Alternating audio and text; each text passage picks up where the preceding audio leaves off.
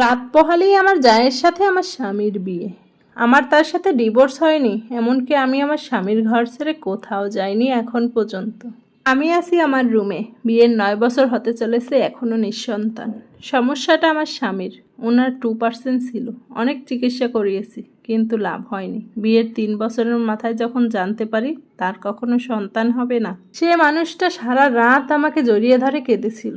আমাকে বলেছে আমি যেন তাকে ছেড়ে কোথাও না যাই, এবং কথা দিলাম যাব না।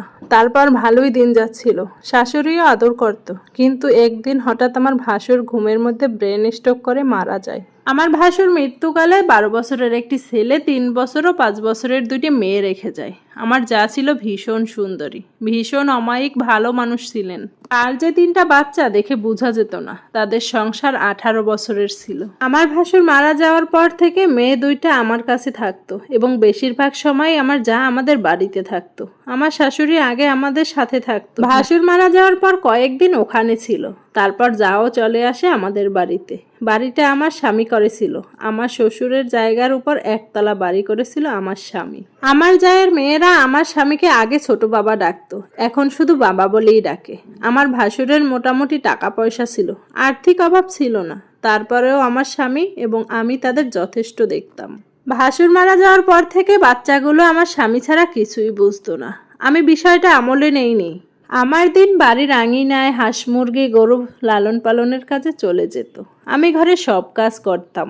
আমার ভাসুর মারা যাওয়ার পর রাতের বেলায় আমার স্বামী ভাসুরের মেয়েদের সাথে থাকতো, কারণ ওর বাবার জন্য কান্না করত। তখন আমার বিছানায় এসে ঘুমাতো।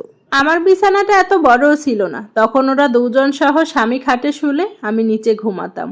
এর কয়েকদিন পর 12 বছরের ছেলেটা এসেও আমার স্বামীর সাথে ঘুমাতো। আমি তখন অন্য রুমে ঘুমাতাম। এভাবেই আস্তে আস্তে দূরত্ব তৈরি হলো। আমার ভাসুর মারা যাওয়ার পর বছরখানেক পার হওয়ার পরে খেয়াল করলাম আমার শাশুড়িও আমাকে তেমন দেখতে পারে না। সবকিছুতেই ভাবিকে প্রাধান্য দেয়, এবং স্বামী আমাকে গুরুত্ব দিত এবং সময় দিত না। সবকিছুতেই ভাবি ভাবি করত। আমার বড় যা হচ্ছে আমার শাশুড়ির বোনের মেয়ে। আমার শাশুড়ি তো বোনের মেয়েকে আনছে তার বড় ছেলের জন্য, আর আমার স্বামী আমাকে পছন্দ করে পারিবারিকভাবে বিয়ে করেছে। এজন্য অবশ্য প্রথম প্রথম আমার শাশুড়ি আমাকে তেমন পছন্দ করতো না। ভাসুর মারা যাওয়ার বছর পার হওয়ার পর তারা আবার তাদের বাড়িতে চলে গেল, সাথে আমার শাশুড়িও গেল। আমি একা হয়ে গেলাম।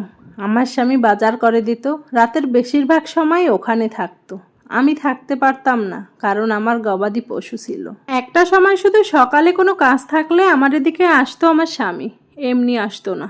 আমিও চুপচাপ সহ্য করেছি, কারণ ঝগড়া করলে আরো ঝামেলা হতো এবং